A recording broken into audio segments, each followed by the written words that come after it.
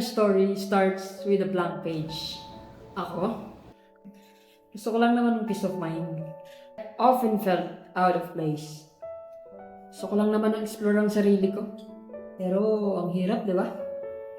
Content creation doesn't have to be loud or overwhelming.